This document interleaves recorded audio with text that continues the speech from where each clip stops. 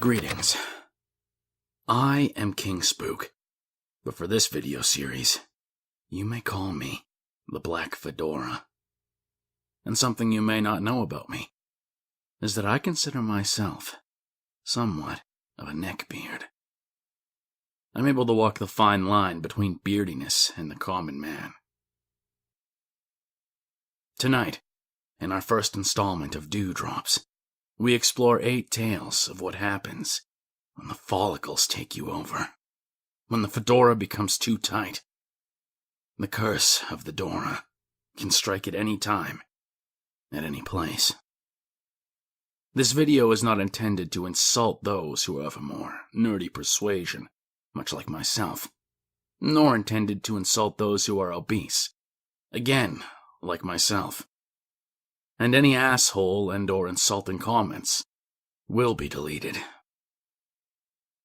Now, prepare your Magic the Gathering cards. Get your finest trench coat.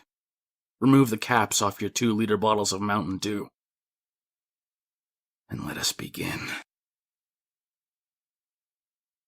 Story 1. Introduction to Chub Chub the Hut by Queen Massive Cake. Since the NeckBeards Stories subreddit seems locked, I had so many stories to tell about my friend Chub Chub the Hut, the Lord of Kings and Neckbeard Emperor. I can start with a short one. In our story, we have me, a short woman with more boobs than height, and my husband and sweetheart, a tall man with long blonde wavy hair, sort of like a cross between Ocelot from Metal Gear V and the Charlie from the Chocolate Factory story, but I digress. I met my first neckbeard when I moved to my first apartment, and his friendship would last to this day. Sadly, Chub Chub had a girlfriend we will call Textile Hoarder, or TH for short. We met them in the stairwell of the apartment house, and you could smell both of them before seeing them. Chub Chub is a tall, fat guy with long, greasy black hair and an unkempt beard, and covered in zits all the way on his neck. She is a short, fat woman, with the same hygiene problems, sporting a t-shirt with a catchy text you would see your mom post on Facebook. Chub Chub greeted me and ignored my husband. Ugh, well, greetings. You must be our new neighbors.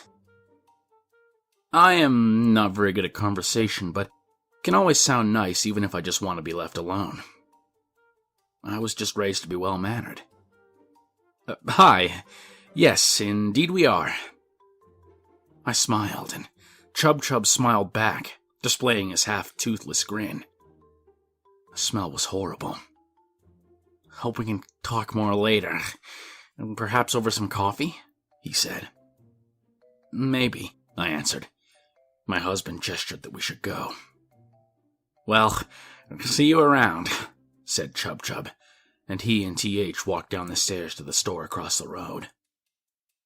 TH later invited us for some cake and Coca-Cola, in which she showed us the huge amount of buttons she had. We faked being interested to be polite. Me and Chub Chub sat on the balcony, him smoking about 4 cigarettes within 30 minutes. So, what's a cute girl like you doing with a nerd like that guy? He looks like Dracula. He laughed as the fat jiggled. Well, I like guys with long hair. Oh, and nerds, I answered. Oh, what type of nerd are you then? He asked and smiled like hell. Video games and anime type of nerd. I really like Gears of War and Warcraft 3, I answered, with my nerdy enthusiasm. I prefer real games, like the old types. Bet you never heard of Die by the Sword. He cackled. I have, actually. I used to play it as a kid. Great story for the time, I answered back. Oh, no. Nobody's ever heard it from everyone I've met. You don't need to fake it, you know. You don't need to impress me, he said, and smiled even wider now, touching my knee. My husband and I left 15 minutes after this conversation because I had to go to work. The last thing Chub Chub did was to hug me very hard and long, and wave me goodbye as I went to work on my bike. Chub Chub later befriended both me and my husband on Facebook, and started what would be 5 years of friendship I can't get out of. Story number 2. My narcissistic leg beard / nice girl ex by the 42 Potato. For reference, a leg beard is the female equivalent of a neck beard. Sorry for the length and poor grammar. I didn't want to make a series. I know it's a pain to find a sequel to something on Reddit, and I was lost in thought while typing, so I used also far too frequently. Let me start off by saying this story fills my veins with fire. I despise myself for ever letting it happen, and so I'm going to start from the very beginning of it all. Let's introduce the characters. Me. I'm skinny, 5'8", wear glasses, and have very messy, dirty blonde hair. I don't bother to tame because it always lays flat even with product. S, my sister. She's 5'5", long, light blonde hair, wears contacts, and is an amazing person towards people when they aren't assholes to her. Burb, my brother. He's 4'6", also has messy, dirty blonde hair that won't lie flat, and has an amazing sense of humor for his age, and loves birds. Mom, my mother, 5'2", darker blonde hair, and is also an amazing person to people when they aren't assholes. Seaweed, my ex. She's around 5'4", brown hair, red glasses, and hair that looks like she cleans it with vegetable oil. Smells like seaweed. I won't spoil the big parts about her personality. September 2017. This was the month I met Seaweed. My sister had invited her and some other friends to a party for her birthday, and I went upstairs from the computer so I wouldn't be a pain, leaving YouTube open. This was mistake number 1. Seaweed had seen the computer screen, and she saw a Social Repose video on the screen and demanded to know who in the house watched Social Repose. My sister called me down from my room, and Seaweed introduced herself. I smelled her for sure, but I assumed it was just the trash, which was right next to us. She introduced herself, and then proceeded to take my phone and add her number. I thought she just wanted to be friends because we both liked the same YouTube creator. This was mistake number 2. Over the next 2 weeks, we talked a lot, and I eventually asked her out to a movie. Terrible first date idea, but I had never had a girlfriend. We looked at a local theater and decided to see Geostorm the next weekend. After watching the movie, I was extremely awkward, eventually leaning in for a kiss. Before leaving, she insisted we take a selfie to document the event. She became my girlfriend that night. Mistake number 3. We dated for 6 months. Throughout that time, we had some interesting occurrences. For one, 2 weeks in, she sent me text messages about how I'd kept her from suicide when I texted, having had the pills in her hand and being about to take them, but I stopped her. I learned after the breakup this was fake, and she wasn't actually suicidal. She just wanted to seem sweet. She also dragged me to her youth group and to her Christmas Eve church sermon, where she insisted I act like a Christian.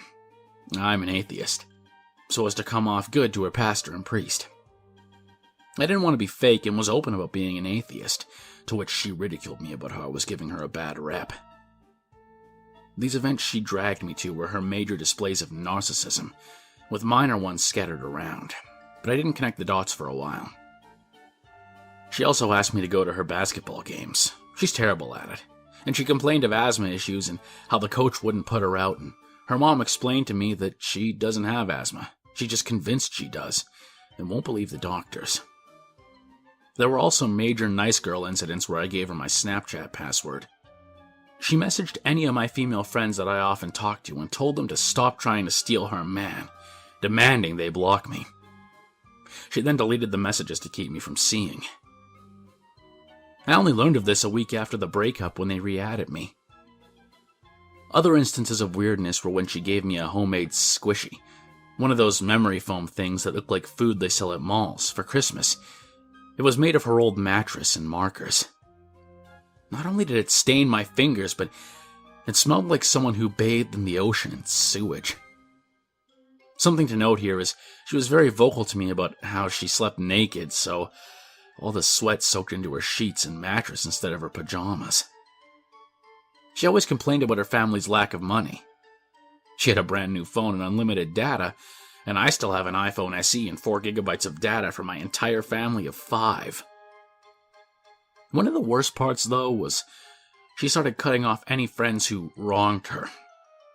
Pretty much, if she even thought you were talking shit about her, she'd cut you off. Not only did she do this to my sister, but she started bullying her and talked shit about her to me. My sister thankfully started retaliating back at her and would mock Seaweed in return. She mentioned to me how, a little before Seaweed cut her off, Seaweed recommended to her that she should let the shampoo sit in her hair before rinsing it so it could work. She insulted my sister's perfectly straight, long blonde hair, which, I might add, is free of oil, unlike Seaweed's. Anyway, my birthday eventually rolled around in March. Seaweed gave me an entire box of stuff for my birthday, including butterscotch, with a note saying, "You're sweeter than butterscotch." Now, I know she was trying to be cute, but I've always thought butterscotch was overly sweet, so I could have taken it as an insult. She also got us tickets to a local New Politics concert. My first ever concert. It was at the end of the month, and I had to leave early because the crowds and noise were badly messing with my anxiety and giving me a headache. I went as fast as I could outside when my dad got there, forgetting to say goodbye to her, and apologized when she caught up to me about 10 feet out of the door. The good thing out of that concert was I got into a band called The Rex, and now I think about Seaweed's shitty personality and laugh when I listen to this song called "I Don't Like You." Look it up and you'll see what I mean. After the concert, she went off to Flower City Work Camp, a group her church is part of which helps fix houses of poorer communities and has a morning sermon every day. The day Seaweed gets back, I'm excited to be able to text her again, stop keeping her Snapchat streaks. After a while, as no phones were allowed at the camp. But I only get part of what I want. The first text from her is, "We need to break up. I'm Christian and I can't be with you." She knew from the beginning I was an atheist. The fact that she breaks up with me 6 months later about it, over text. I was devastated and fell into a depression. She blocked me on everything, and I texted her now dead number because I was lonely and missed her. She unblocked me to send an SS of My Chemical Romance's "I Don't Love You," which didn't help me. At that time, I'd been being flirted with by another girl and wanted help from Seaweed. But she simply brushed it off and told me to ask someone else when she read my texts from while I was blocked. It took me a month to get over her, and I was depressed for a month and a half. Eventually, I got out of it, and she's now a joke to me and my friends. My mom said she knew Seaweed was a fake from the beginning. I wish I heard her warnings about it, though. My brother now resents Seaweed and will joke about her quite often. Now, 6 months after the breakup, there's several things I know that happened after she left me. First off, she's convinced she's graduating a year early. She's failing most of her classes, even though she might be homeschooled. Those two don't work together, and both your parents have jobs, dumbass. She also is now a part-time vegetarian. Yeah, sure, and I'm vegan but have an annual cheat year. She's also still in chorus. Even the chorus teacher talked shit about her because her singing is so bad, but she's convinced it's amazing. I also recently learned that she was in a relationship 2 weeks after we broke up, yet she was calling me a whore because of the girl who liked me that I mentioned earlier. Finally, I'll leave it off with that when I pass her in the school halls, she's a freshman now and I'm a sophomore, she gives me glares. I act as if she doesn't exist and resist the urge to flip her off. Nobody really understands how I survived 6 months with her. They've seen her behavior firsthand. It's because I was oblivious. It was before I found Reddit. I wish her transfer to another school were accepted. I wouldn't have to see her. I pity whichever guy she latches onto next. they're gonna have a rough time. NeckBeards by Xylon X. If you've ever spent time with a group of gamers, you've run into someone with a homebrew pen and paper system. My buddy Larry had a system that ran similar to Shadowrun, but with a different setting.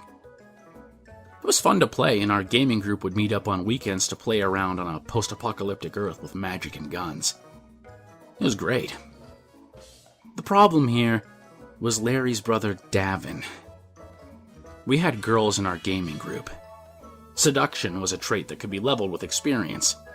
Davin maxed out his seduction and would attempt to use the role-playing sessions as an excuse to make a seduction roll on female players. It was super cringy. And for the most part, Larry would tell Davin to chill the fuck out.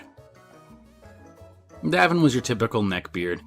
He spent the vast majority of his time and money buying sleazy anime with girls that looked 5 but were really 1,000 years old, dude.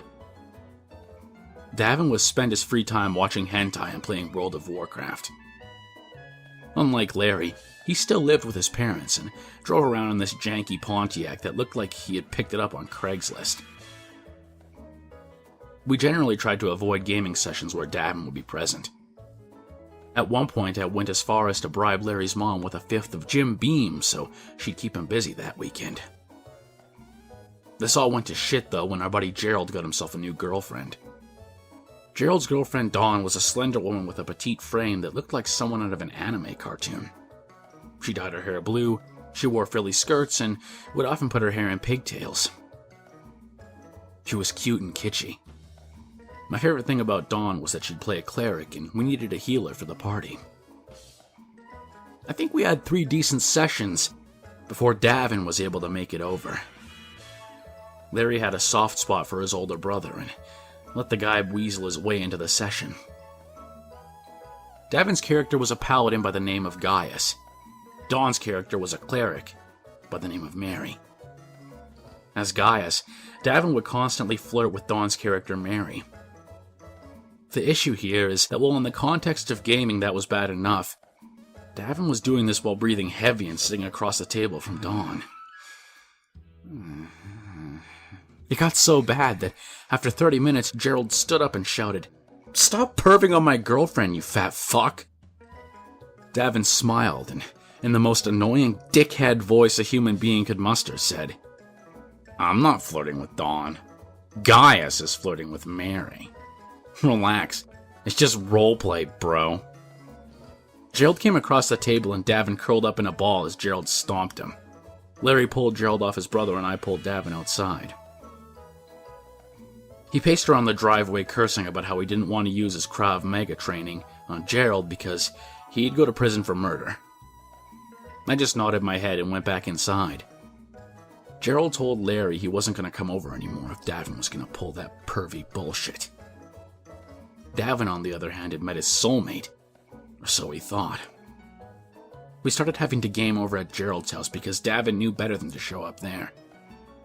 Even still, we'd see that same piece of shit Pontiac rolling around the block about once an hour. And if Dawn was outside smoking a cigarette, the Pontiac rolled even slower. At one point, Gerald pulled out his paintball gun and lit up the side of the Pontiac. A few days later, we ran into Davin, and I asked why he was creeping on Gerald's house. He claimed to have no idea what we were talking about. There was still yellow paint on his passenger side door. This continued for about 5 or 6 more weeks. Dawn eventually told us that Davin had filled up her parents' answering machine with creepy messages asking permission to date her. You, please. She lived in the dorms of the nearby university. She said the desk attendant pulled her to the side and told her that some creepy fat dude had waited in the lobby for nearly 4 hours earlier in the day, and when asked what he was doing, he said he was waiting for his girlfriend, Dawn. Dawn and Gerald broke up after a while. Gerald came over for gaming and Davin was there. Davin was actually halfway fun to play with if there were no girls around for him to creep on. This was not one of those sessions. Davin was smiling the whole time, which was really unusual. I finally broke down and asked why he was so happy, and he said, "Well, Because if Gerald is single, that means Dawn is available. Gerald came over to the table again, and this time I stopped Larry from saving his brother. Gerald beat Davin like a red-headed stepchild. Larry finally got around me and told Gerald to leave. Larry screamed at me for letting Gerald whoop on Davin, and that's when I said, "Your brother's a fucking stalker, dude." That was the end of weekend gaming with Larry. Gerald and I found another gaming group, and things were pretty much okay after that. One thing, though. I'm still friends with Dawn. She ended up having to get a restraining order against Davin. He would follow her at a distance when she was walking between classes. He somehow got a hold of her cell number and filled her voicemail and text inbox with affirmations of his love for her. It got so bad that she took proof he was violating the restraining order to court, and he was actually incarcerated for a few weeks. Then, just like that, he stopped. That was 10 years ago. Last I heard, Davin still lives in my hometown, and is banned from both comic shops for creeping on young girls. Number 4. Goatee Beard by Attic Potato. Hey guys, I'm new to the Reddit community. I've been a bystander for years, just following stories and listening to YouTubers read hilarious and or creepy posts. But today, I've decided I have a story to tell to the Reddit community. I was listening to NeckBeards stories and just NeckBeard things being read by QStar. Pretty fun YouTuber. I like him. Go watch his content. And it brought me back to a date I went on around 2012. Heads up, there are a lot of details to this story, so if that's not your thing, probably should back out now. For the rest of you, buckle up and hang tight. I was 21 years old when this happened to me, and I hadn't had a whole lot of dating experience at the time. I honestly wasn't super interested in dating all that much because I was having fun being single and, being 21. It all started, though, when my friend and I were hanging out one night and she mentioned that her friend had seen my picture on Facebook. Apparently, he was like, "Please, give me a date with this girl," and was saying how cute I was, yada yada. So naturally, my friend proposes that I go on a date with this guy. Now, I had never met him. I didn't know which friend she was talking about, but, why not go on a date? But I still requested that we make a double date out of it because I was still new to the dating world and, of course, I didn't know this guy. My friend agreed, and we started making plans. I asked my friend for a clue as to who her friend was that I'd be going with, since, for some reason, she didn't want to tell me who it was. I still don't understand that logic to this day. All she told me was that his name started with C and rhymed with brain. Not helpful. So I did what I do best.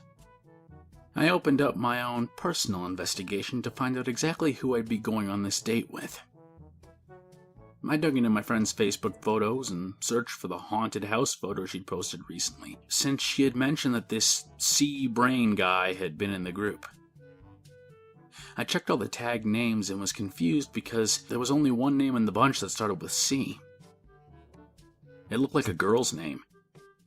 But lo and behold, when I hovered over the name, it zeroed in on a dude in the back. Oh boy. Yeah, he was everything people would call a neckbeard. Bigger dude. Mini neckbeard plus a goatee. And we'll be referring to him as goatee from now on. And the fake Fedora trilby hat that seems to be the norm. I'll admit, I wasn't impressed by first look, but hey, I didn't want to be a dick about it and assume that he wasn't fun to be around. I would give him the benefit of the doubt. Date night arrives. I meet up with my friend at her place, and the guys meet us there. My friend invited her love interest, whom I didn't like at all. I'm just going to call him D, but whatever. They both show up with flowers, which is a nice gesture. I enjoy getting flowers. We pack into Goatee's itty-bitty car, and we head off to our first destination, mini golf. Mini golf, in my opinion, is a fun first date. This place was also backlit and had glow-in-the-dark golf balls and all that jazz, so it was pretty cool. It's already kind of weird, though, because my friend and Dee are being a little more intimate with each other. So Goatee and I are awkwardly standing there and waiting our turn to putt. We don't know each other, we're not romantic, and it just feels weird. We then head off to P.F. Chang's for some Chinese food. Goatee must have been feeling pretty left out because he grabs my hand on the way in and pulls me behind him into the restaurant. Back then, I wasn't very confident and was a little shy around people I didn't know very well, so I didn't know how to react to this. But whatever, I'm hungry and I want some Chinese food. Maybe he didn't mean anything by it. The boys pay for dinner, which is all very well and good, and we finish up without a hitch. We had wanted to go see a movie after dinner, but by this time it was already pretty late. Honestly, I was good with mini golf and dinner. I was ready to go home. Nope.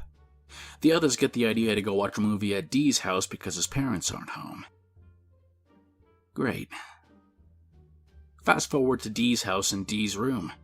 My friend and Dee are chilling on Dee's bed while Goatee and I are on the floor in front of the TV. I have a substantial amount of space between the two of us because I'm not comfortable enough to be so close to him. I was already feeling a bit off. So, we choose a pretty safe movie. Pirates of the Caribbean. Cool. The movie starts and Goatee says in a ridiculous voice, "What am I going to hold if I get scared?" And my friend, now a traitor, pipes up and says my name as an answer to this question. It was like the Hunger Game for NeckBeards, except I did not volunteer as tribute. Before I can even think about how much of a traitor my friend is, Goatee grabs me by the legs and shoulders and hauls me over next to him. Thankfully, I have enough sense in that moment to pull away and scoot back to where I was. My traitor friend does not see anything wrong with this, apparently. The movie continues. Suddenly, Goatee starts randomly poking at me. If anyone knows me, and none of you do, so let me clarify, I absolutely hate being poked. I don't know why, it just irks me and I can't stand it. I ask Goatee what he's doing. He tells me, "I'm trying to find your tickler spot." He proceeds to pinch my thigh all the way down. I pull away again. Remember, I'm too shy to speak up and say something. I wish I'd had the voice back then that I have now. You would think that by my body language alone, though, Goatee would take a hint. But, nope. We're not even halfway through the movie and it's hella late. I'm beat and still have a long drive home in the dark out in the countryside. My friend decides she's going to stay at Dee's house. Guess what? That leaves me to drive back to my car alone with Goatee. Awkward conversation ensues once again. I just want to go home. We pull up to my friend's place, and we get out and I grab my leftovers. I thank Goatee for the evening, and for paying for dinner, and golf. And Goatee looks at me and asks, "Can I have a kiss on the lips?" Now, let's recall that I've only known this guy for about 5 hours at this point. At no point in the evening had I felt attracted to him, nor had I given any kind of indication that I was interested in being anything more than friends, or at least acquaintances. But for some reason, he felt he deserved a kiss from me. If you're biting your nails and thinking, "Oh crap, this girl who hasn't said anything up until this point is going to let this guy kiss her," well, I'm happy to say that I found my voice in that moment. I looked him in the eyes and said, "No." Goatee persists. "Just a little one." "No." "Just a little kiss." "No." Goatee hangs his head in defeat, pouty bottom lip at all. Attractive. I was running on adrenaline, so I say, "Nice try. Have a good night," before booking it to my car. I was done. I needed to get out of there. Wow, I didn't know that it takes saying no 3 times to get a person to stop. And here I work as a preschool teacher, teaching little children to stop the first time another child tells them no when it comes to physical contact. I wish I could say that's where things end with this guy, but that's a story for another day. This post is long enough as it is. But that's my neckbeard story for you, ladies and gents. And I hope you're confident enough to tell people to shove off when they act like this and put an end to it before it gets worse. Stay safe out there. Story number 5. The Return of Chub Chub by Queen Massive Cake. The storytelling shall carry on about Chub Chub, when he broke off with his girlfriend to be my friend. In this story we have the cast of TH, Textile Hoarder, me, Chub Chub, and my husband. It was nearing autumn and I was sick, spending some time playing games online and looking around on Facebook. I saw a post of TH saying something she tends to do, racist crap with zero fact to back it up, and commented that she was being a racist and carry on with my day. Later that day, a hard and fast knock on my door could be heard. Outside stood Chub Chub, crying his eyes out and looking at me with pure sorrow. He hugged me. I cringed. Textile Hoarder said I can't be near you because you called her a fat racist, he cried and blubbered. I looked confused since I only called her a racist, but decided to say sorry for my comment. She refused to come to the door, so I said that he should pick her side for the time being. It's better that way. I hate conflict, and my comment online was perhaps dumb. Later that day, I could hear them fighting badly.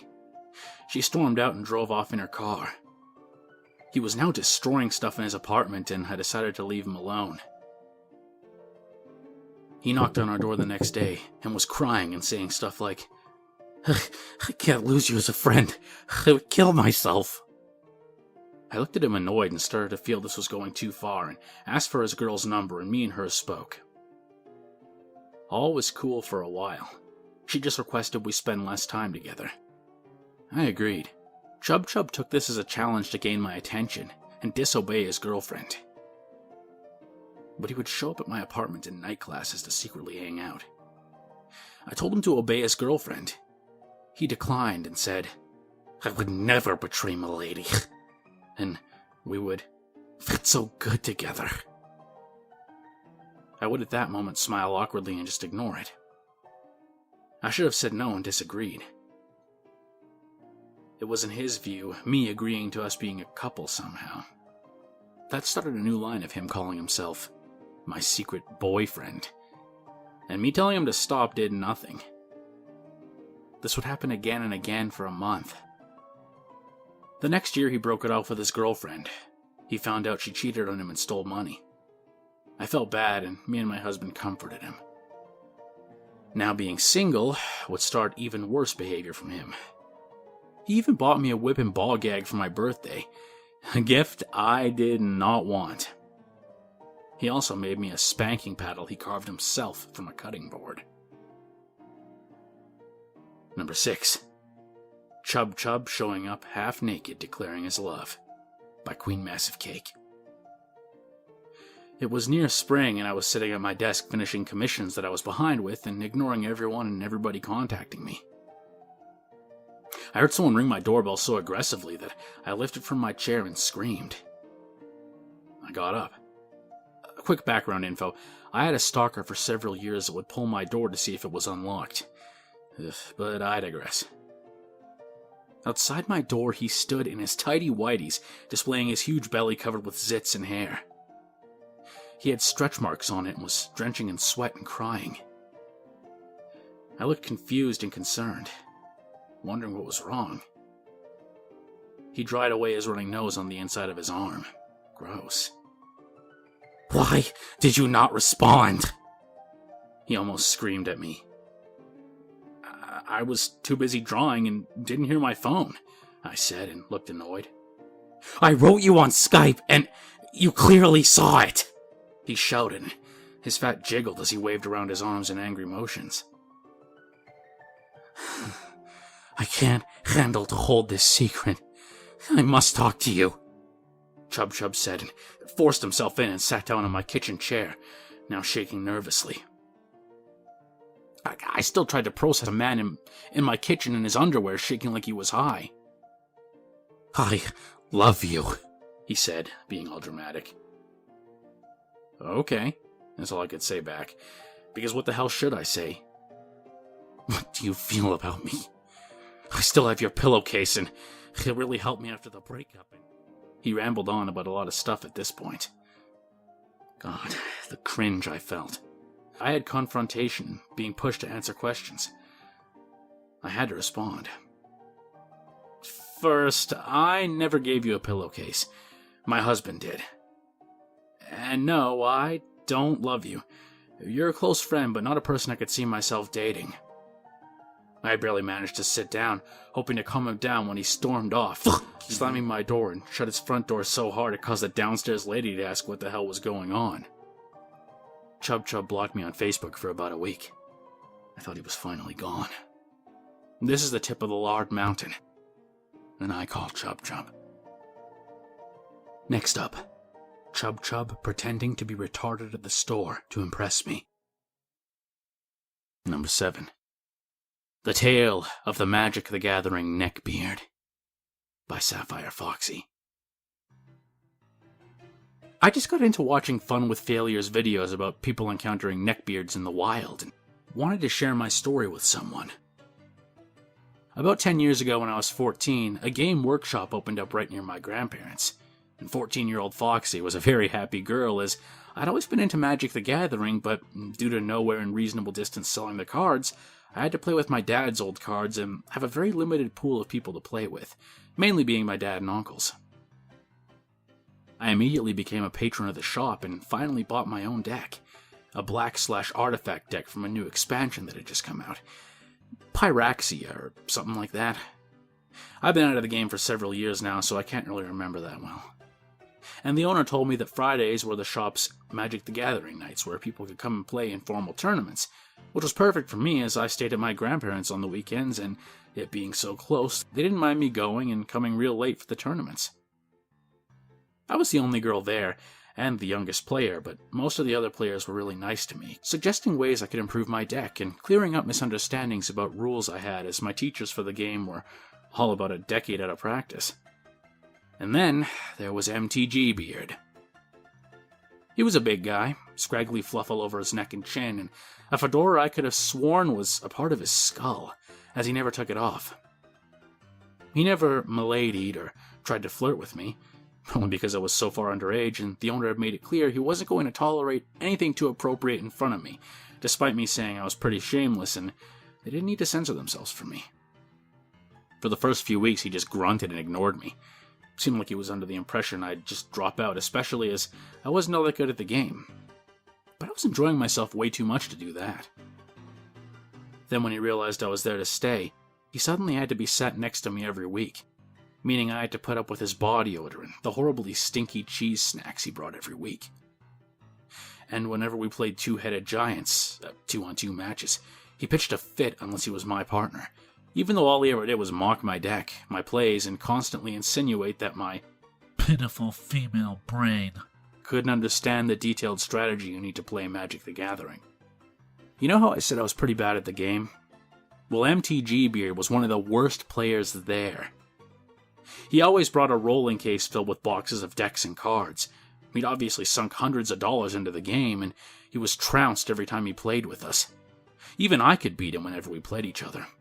And he always accused us of cheating or of stacking our decks. Hell, he did it to me the first week I was there when he and the other players literally watched me open the box and unwrap my new deck. It came to a head about 4 months after I joined. My dad, seeing how much I was enjoying the game and having no real use for them anymore, he let me have his card collection, which included some real old and rare cards, the pride of which was a particular artifact card that I added to my deck as it worked so well with it. That week was probably one of my best weeks playing as part of our group thanks to that card. A couple of the others asked to look at it as it was a pretty rare one, and I obliged. They made a couple of offers for trades, but I refused. The card worked too well with my deck, and it had been my dad's card, and I wanted to look after it. Then MTG spoke up. I'll give you $2 for it. MTG I'm not trading or selling it. And even if I was, it's worth a lot more than that. Probably closer to $50. You can't even use it properly. $5, no more. I was getting really annoyed. I'd won most of my matches that night despite his insistence I wasn't using it right. I said no, MTG it's worth more than that, and it's my dad's card. It's not for sale or trade. Fucking bullshit. He grumbled loudly and put it back with my cards, and I thought that was it. A little later, me and another of the players were hashing out a trade for some other cards, and I picked up my cards to go through them to find the one I wanted to trade. My rare card was gone and replaced with a red dragon card that very much didn't belong to me. I was scared and rather annoyed, but I did my best to hide it.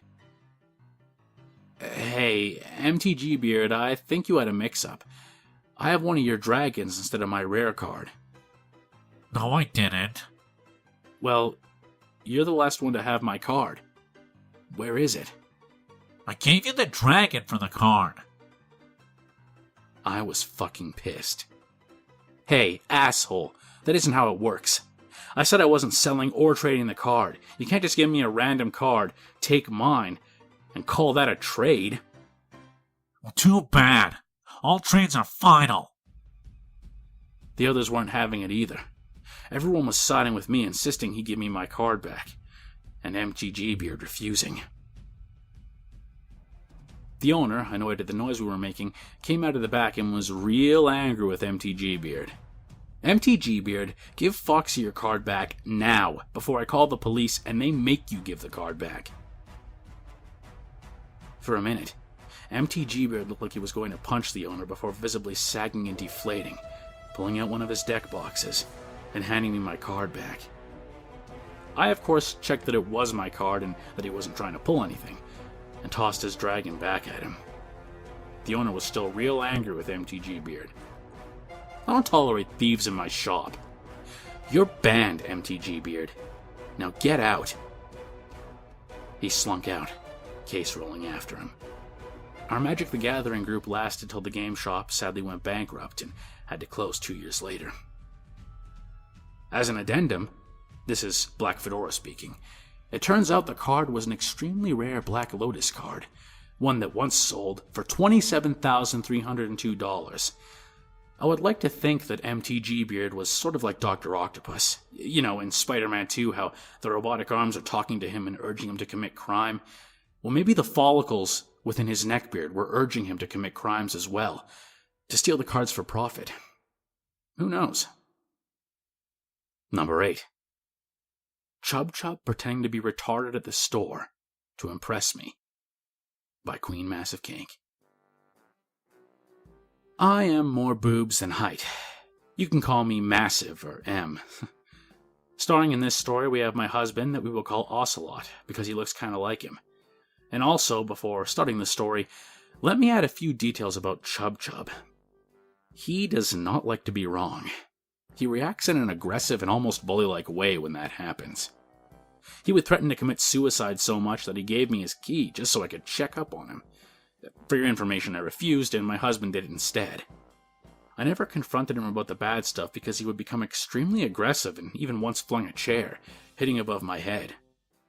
I stayed away for 3 months that time, and he bought me 6 anime statues as a way to say sorry. I was a moron and forgave him. He only soaks in a bath, never scrubs or actually washes himself. And when he gets upset, he shaves his whole head bald. This will be an important detail in the next story. Now, to this story.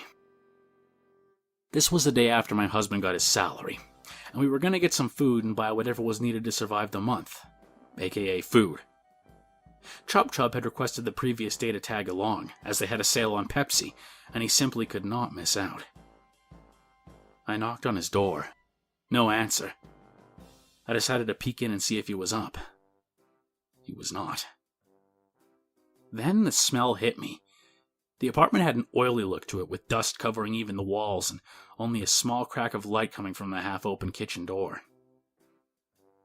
I stepped in and then felt my husband grab my arm, him shaking his head no. He walked in and vanished behind the corner. "Hey, Chub Chub, we're gonna go to the store now," Ocelot said with a stern voice. I could hear bed springs move as if they were screaming for mercy. "Ugh, could you not have called?" said Chub Chub with a nasal damped tone. "I did. 4 times," Ocelot said and sighed. Chub Chub reached for his phone, and it showed that it was way past lunch, and he'd indeed missed calls. "Fine, just let me get dressed," he muttered and pushed Ocelot to the side. After 1 hour of Chub Chub bathing in body spray and getting dressed, wearing his black shorts and worn t-shirt with his Zelda logo, we finally reached the big store. Kinda like Walmart, but better quality and still cheap. "Ugh, I need a cart," said Chub Chub and scratched his beard. We took a big cart, which would be enough for all of us, splitting up all the items in corners of the cart. Me and Ocelot started talking about an old lady we saw in the store. She had a mental handicap, but still managed to do everything on her own, except that she would read out loud from magazines. "I think it's so impressive how well she handles it," I said, while looking for baked bean cans. "Well, autism seems to be seen as a handicap," said Chub Chub out of the blue. And trust me, this guy loves to talk about his autism as if he suffered from the plague or something. "Well, if you have Asperger's, it's not really a handicap," I said while moving along the can selection. "Yes, I do. And it makes me a half retard," Chub Chub said and laughed out loud.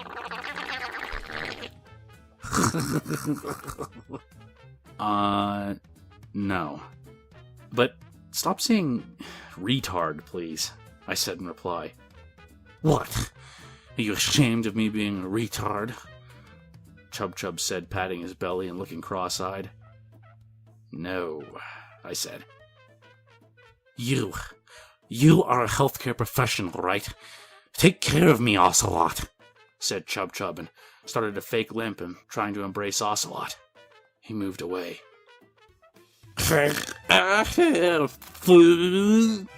He said, stumbling around with his arms outstretched like Frankenstein's monster, pushing down cereal boxes as he passed by. I rushed over and picked them up, glaring at him now. "Please stop, Chub Chub," I said, and felt like I was going to die from embarrassment.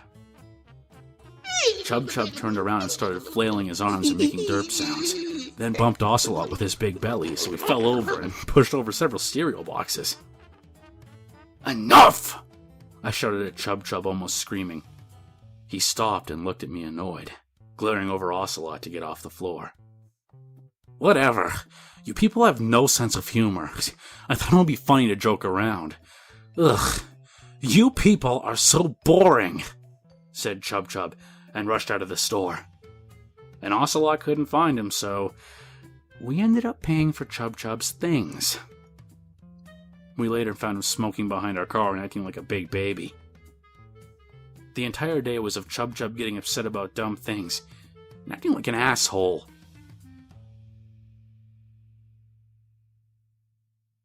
Well, my friends, the stench of dew lingers in the air. But it's time for me to go. If you'd like more videos in the Dewdrop series, let me know. And also, if you'd like to send any of your own Neckbeard stories, let me know.